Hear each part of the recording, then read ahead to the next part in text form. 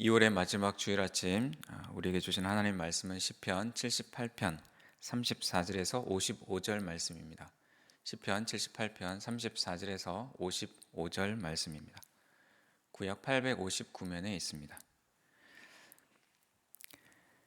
하나님이 그들을 죽이실 때 그들이 그에게 구하며 돌이켜 하나님을 간절히 찾았고, 하나님이 그들의 반석이시며 지존하신 하나님이 그들의 구속자이심을 기억하였도다. 그러나 그들이 입으로 그에게 아첨하며 자기 혀로 그에게 거짓을 말하였으니 이는 하나님께 향하는 그들의 마음이 정함이 없으며 그의 언약에 성실하지 아니하였음이로다. 오직 하나님은 긍휼하심으로 죄악을 덮어주시어 멸망시키지 아니하시고 그의 진노를 여러 번 돌이키시며 그의 모든 분을 다 쏟아내지 아니하셨으니 그들은 육체이며 가고 다시 돌아오지 못하는 바람임을 기억하셨습니다. 그들이 광야에서 그에게 반항하며 사막에서 그를 슬프시게 함이 몇 번인가. 그들이 돌이켜 하나님을 거듭거듭 시험하며 이스라엘의 거룩하신 이를 노엽게 하였도다.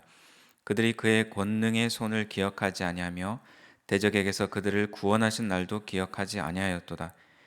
그때에 하나님이 애굽에서 그의 표적들을, 소환들에서 그의 징조들을 나타내사 그들의 강과 시내를 피로 변하여 그들로 마실 수 없게 하시며 쇠파리 떼를 그들에게 보내어 그들을 물게 하시고 개구리를 보내어 해하게 하셨으며 그들의 토산물을 황충에게 주셨고 그들이 수고한 것을 메뚜기에게 주셨으며 그들의 포도나무를 우박으로 그들의 뽕나무를 서리로 죽이셨으며 그들의 가축을 우박에 그들의 양떼를 번갯불에 넘기셨으며 그의 맹렬한 노여움과 진노와 분노와 고난 곧 재앙의 천사들을 그에게 내려 보내셨으며 그는 진노로 길을 닦으사 그들의 목숨이 죽음을 면하지 못하게 하시고 그들의 생명을 전염병에 붙이셨으며 애굽에서 모든 장자 곧 함의 장막에 있는 그들의 기력에 처음 것을 치셨으나 그가 자기 백성은 양같이 인도하여 내시고 광야에서 양떼같이 지도하셨도다. 그들을 안전히 인도하시니 그들은 두려움이 없었으나 그들의 원수는 바다에 빠졌도다. 그들을 그의 성소의 영역 곧 그의 오른손으로 만드신 산으로 인도하시고 또 나라를 그들의 앞에서 쫓아내시며 줄을 쳐서 그들의 소유를 분배하시고 이스라엘의 지파들이 그들의 장막에 살게 하셨도다. 아멘. 아이들을 키우면서 방이나 거실에 아이들이 놀고 나면 제발 방을 좀 치우라고 몇 번이나 귀에 따갑게 그렇게 이야기를 합니다. 그러나 읽고 있던 책이 널브러져 있는 것은 괜찮다고 했습니다. 왜냐하면 앉으나 서나 누우나 옆에 책이 있게 하려고 했기 때문입니다. 근데 그런 환경보다 더 좋은 환경은 부모가 책을 읽는 모습을 보여주는 것이죠. 무엇인가 중요한 것이 전달되고 전수되게 하려면 전달하려는 사람의 간절함이 필요합니다. 우리는 자녀들에게 믿음을 전수하기 위해서 간절한 마음으로 말씀을 읽어주거나 읽게 해야 합니다. 사실 성경을 읽는 것을 보여주는 것은 젊은 부모님들에게는 또 삶이 분주하고 바쁜 부모님들에게는 결코 쉽지 않은 모습일 수 있습니다. 그러나 너무 늦지 않게 말씀이 우리 가정의 중심이고 삶의 기준이 되는 것을 다음 세대에 우리는 가르쳐 주어야 합니다. 오늘 본문을 통해서 아삽은 계속적으로 다음 세대를 향한 구구절절한 간절한 교훈과 가르침을 이야기하고 있습니다. 시편 78편은 아삽의 시 중에서 가장 긴 분량을 가지고 있습니다. 그래서 며칠에 이어서 이 본문을 이 78편을 묵상하고 있는 것이죠. 마스길이라는 뜻은 목사님이 말씀하신 대로 지혜의 시 이렇게 번역할 수도 있고 또 그 의미가 명확하지 않아서 어떤 음악적인 한 용어라고 보는 설명도 있습니다. 시는 왜 이렇게 길게 이 내용을 말하고 있을까요? 시는 노래의 가사가 되기도 합니다. 또 그 노래는 우리의 기억에 오래 남습니다. 시로 기록한 것을 후대에게 전하되 얼마나 간절한 마음으로 이 시를 쓰면서 후대가 제발 기억해 주기를 바라는 그 간절한 마음을 우리는 긴 78편의 분량 속에서 읽어내야 할 것입니다. 우리 성도님들이 다음 세대에 무엇을 말하고 무엇을 나누어야 할지 또 그들이 어떻게 하나님이 베푸신 은혜를 기억하게 해야 할지를 고민하며 적용해보는 오늘의 시간이 되기를 소망합니다. 오늘 본문은 세 부분으로 나눠볼 수 있습니다. 34절에서 37절은 조상들의 회개와 죄악에 대해서, 또 38절에서부터 39절은 하나님의 자비에 대해서, 그리고 마지막 40에서 55절은 하나님의 구원의 역사에 대해서 말씀하고 있습니다. 먼저는 조상들의 기억과 망각에 대해서 살펴보려고 합니다. 조상들이 회개하고 또 그들의 죄악을 회개했는데, 그러나 그들은 금방 그것을 잊어버렸습니다. 영화에서 보면 우리가 흔히 어떤 등장인물이 제발 살려달라고 애원하는 모습을 볼 수 있습니다. 죽게 되었을 때 제발 살려달라고 그런 삶에 대한 간절함을 이야기하고 있는 것이죠. 이스라엘 백성들이 광야에서 어려운 형편에 처했을 때, 죽음에 직면했을 때 하나님을 그렇게 간절히 찾았습니다. 하나님이 자신들의 구속자이심을 기억했습니다. 노예의 삶에서 자유인의 삶으로 바꾸어 주신 하나님의 은혜를 기억하면서 하나님을 간절히 찾았습니다. 고통과 절망이 우리에게 주는 양면성은 그 고통 가운데 우리가 잊고 있었던 하나님을 찾고 하나님을 기억한다라는 것에 있습니다.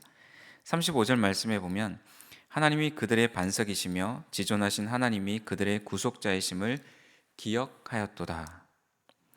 그런데 문제는 그 하나님을 기억함이 오래 가지 않았습니다. 이스라엘 백성들은 금방 금세 돌아서서 진심이 담기지 않은 거짓말을 늘어놓습니다. 36절 말씀에 보면 그러나 그들이 입으로 그에게 아첨하며 자기 혀로 그에게 거짓을 말하였으니, 하나님과 맺은 언약과 함께 주신 그 율법에 복종하는 것을 잊어버렸던 것이죠. 살려줬더니 마음이 바뀌고 고마움을 잃어버리는 악한 사람들처럼 이스라엘 백성들의 모습이 그러했습니다.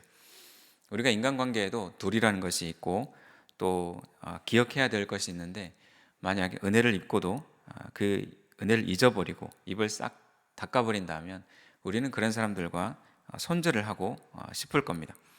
하나님이 화를 내셔도 전혀 이상하지 않은 환경이 되었습니다. 한마디로 하나님을 향해서 어이가 없는 이스라엘 민족이었습니다. 그런데 우리는 이스라엘을 거울로 보고 있습니다. 마음에 정함이 없이, 하나님을 기억함이 없이 금세 우리 마음대로 살아가려고 하는 우리의 모습이 거울에 비친다는 것이죠. 우리는 너무 쉽게 하나님의 은혜를 잊어버립니다. 우리가 그래서 중요한 것을 기억하고 또 망각하지 않기 위해서는 우리는 기록을 해야 합니다. 무언가를 써두어야 합니다. 우리도 아삽의 마스길처럼 우리 각자의 마스길을 기록하고 전할 수 있기를 소망합니다. 두 번째로 하나님의 자비에 대해서 살펴보면, 그런 이스라엘 백성들에 대해서, 배은망덕한 이스라엘 백성들에 대한 하나님의 반응이 놀랍습니다. 진실하지 않은 회개에도 진노를 다 붓지 않으시고 멸망시키지 않으시고 그들을 용서해 주시고 그들의 죄를 덮어 주십니다. 하나님은 인생의 유한함을 또 인생의 연약함을 아시는 분이시기 때문에 그렇습니다. 지금도 성령 하나님은 여전히 우리의 연약함을 도우십니다. 우리의 연약함을 이해하시는 분이십니다. 39절에 보면 그들은 육체이며 가고 다시 돌아오지 못하는 바람임을 기억하셨습니다. 우리가 바람을 한번 생각해 볼 때, 바람이 한번 지나가면 그와 동일한 바람은 다시 나에게 돌아오지 않습니다. 쉽게 말하면 한번 우리가 말을 뱉으면 그 말은 공기를 타고 퍼져나갑니다. 다시 그 말을 주워 담을 수가 없습니다. 그렇게 한번 지나가면 지나가 버리는 그런 연약한 존재라는 것, 인간이 그런 연약한 존재라는 것을 하나님이 기억하셨다라는 것입니다. 기억한다라는 말은 연약한 존재임을 하나님이 마음에 담아 두신다라는 말로도 이해할 수 있습니다. 우리가 어린아이들을 혼내면서 너무 과하게 혼낼 수 없는 것은 아이가 연약하기 때문에 그렇습니다. 10대를 혼낼 때와 3살짜리 아이를 혼내는 것은 다르죠. 긍휼하신 하나님은 아기를 대하는 어머니처럼 변덕스러운 우리를 아기처럼 대해 주십니다. 하나님 우리를 언제 그렇게 하셨는데요? 라고 만약에 우리가 질문한다면 시인은 40절에서 55절에 걸쳐서 설명하고 있습니다. 시간적으로는 어제 본문에서 다룬 광야의 시간, 어제 광야의 시간을 다루었다면 그 시간보다 좀 더 거슬러 올라가서 출애굽할 때의 시간으로 올라가서 하나님의 베푸신 은혜, 긍휼하신 하나님에 대해서 그 증거를 말하고 있습니다. 하나님이 자비를 베푸신 것을 우리는 기억해야 합니다. 그리고 전합시다. 그 이야기를 아주 짧게 해도 듣는 사람이 찰떡같이 알아들으면 좋겠지만 귀에 따갑게 이야기해서라도 기억하게끔 해야 합니다. 그리고 우리가 할 수만 있다면 우리가 노래해야 합니다. 우리의 삶에 베푸신 하나님의 자비를 우리가 노래해야 되는 것이죠. 노래를 우리가 생각해 볼 때 한 번 들었다고 해서 잘 들었다, 이제 그 노래는 들을 일이 없다, 이렇게 하지 않고 감동적인 노래는, 찬양은 여러 번 듣고 우리의 인생 가운데 평생 듣습니다. 노래는 두 번 듣는다고 지겹다 하지 않습니다. 우리의 다음 세대는 부모가 불렀던 찬양을 언제든지 기억할 수 있는 그런 세대가 되기를 우리가 간절히 기도해야 되겠습니다. 우리를 연약한 아이처럼 기억하시며 대해주시는 그 하나님의 자비를, 바람 같은 존재임을 아시는 그 하나님의 자비를 우리는 노래하고 찬양해야 될 것입니다. 앞부분에서 우리가 기억하고 망각하지 않으려면 써야 된다라고 이야기했는데, 그 기록이 쓰여져서 덮여 있는 것이 아니라 노래로 살아날 수 있도록 우리가 그 내용을 불러야 될 것입니다. 마지막으로 40절에서 55절은 하나님의 구원의 역사에 대해서 살펴보고 있습니다. 구체적으로 하나님이 이루신 구원의 역사가 설명되는데 하나하나 자세히 들춰내면서 기억을 확인시킵니다. 이스라엘 백성들에게는 사실 여러 번 반복해서 들었을 법한 이야기인데 그것을 운율에 맞추어서 노래하고 있습니다. 각 절의 후렴을 추려보면 다음과 같습니다. 애굽에서 징조들을 나타내사 없게 하시고 또 해하게 하셨으며 메뚜기에게 주셨고 그들을 죽이셨고 가축을 넘기셨으며 재앙의 천사들을 내려보내셨으며 전염병에 붙이셨으며 처음 것을 치셨으며 원수는 바다에 빠졌도다. 이 동사들을 한번 주목해 보기 원합니다. 하나님이 그저 도우셨다라거나 우리가 바람 같은 존재임을 기억하셨다 해서 머무는 것이 아니라 우리를 향한 구체적인 구원의 손길을, 구원의 행동들을 하셨던 것을 상세히 서술하고 있습니다. 이것은 번복하거나 부정할 수 없는 구체적인 사실인 것이죠.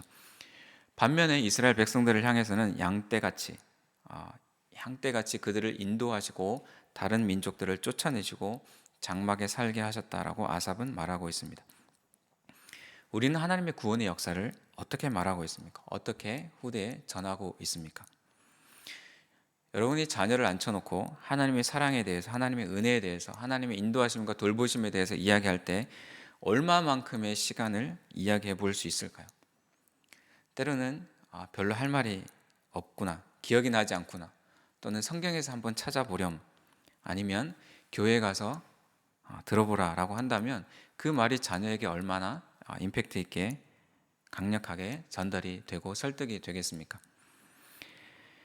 우리의 삶에 행하신 하나님의 은혜를 우리도 72절 정도는 말할 수 있어야 되지 않을까 생각을 해봅니다. 이것은 저에게도 주어지는 숙제입니다. 그래서 우리 성도님들이 성경책 속에 있는 그 수많은 글자가 우리의 삶을 통과해서 생생하게 살아나게 해서 그것을 말하고 전달할 수 있는 은혜가 있기를 도전하고 축복합니다. 오늘 본문은 여기에서 마무리합니다. 내일부터 또 이어지는 본문은 그렇게까지 구해내고 인도하고 장막에 머물게 하셨는데 그 다음부터 너희들이 어떻게 살았는지 보라고 고발의 내용을 말하고 있습니다. 이런 내용은 듣고 싶거나 듣기 좋은 노래는 아닐 수 있습니다. 그러나 들어야 할 내용입니다. 또 듣게 해 주어야 될 내용입니다. 역사를 배우는 유익이 이런 부분에 있습니다. 하나님께 지혜를 구하면서 우리도 아삽처럼 다음 세대를 향해서 노래할 수 있기를 기도합니다. 매일 성경 또 새로운 달이 시작되면 3월, 4월 이제 또 새롭게 구입을 하시는 분들도 계실 텐데요. 매일 성경은 여러 버전이 있습니다. 한글뿐만 아니라 영어 버전도 있고 전 세대를 아우르기에 격월로 어린아이부터 큰 글씨까지 10종류의 큐티책이 같은 본문으로 발행되고 있습니다. 누구도 피해갈 수 있는 세대가 없는 것이죠. 우리가 함께 말씀을 묵상하면서 여러분들이 우리는 바람 같은 연약한 존재이지만 전능하신 하나님 우리에게 행하신 일들을, 은혜의 흔적들을 우리가 다음 세대에 노래하기 위해서 큐티책이나 노트나 일기 같은 곳에 기록해 둘 수 있기를 간절히 소망합니다. 시편 78편은 잊지 않게 하소서라는 제목으로 1절을 그 말씀을 시작했습니다. 마찬가지로 우리의 믿음의 노래가 잊혀지지 않도록 우리는 계속적으로 기록하고 그것이 노래로 불려질 수 있도록 우리는 힘을 써야 할 것입니다. 기도하겠습니다. 하나님이 우리의 삶에 베푸신 은혜를 잊지 않게 하옵소서. 우리는 망각의 동물이기에 쉽게 잊어버리지만 그것을 핑계하지 않게 하시고 우리가 그것을 기록하게 하옵소서. 기록할 뿐만 아니라 그것이 기록되어져서 어느 곳에 그저 머물러 있는 것이 아니라 그것이 노래되게 하옵소서. 말씀이 우리의 삶을 통과해서 우리 삶에 경험되어진 하나님의 은혜와 자비를 우리 또한 불러서 우리의 다음 세대가 하나님을 기억하게 하시고 또 우리를 그런 도구로 하나님이 사용하여 주옵소서. 또 특별히 우리가 무엇을 불러야 할지, 불러야 할 노래가 무엇인지를 주님이 가르쳐 주시기를 간절히 소망합니다. 예수님의 이름으로 기도합니다. 계속해서 깊은 묵상과 기도의 자리로 나아가겠습니다.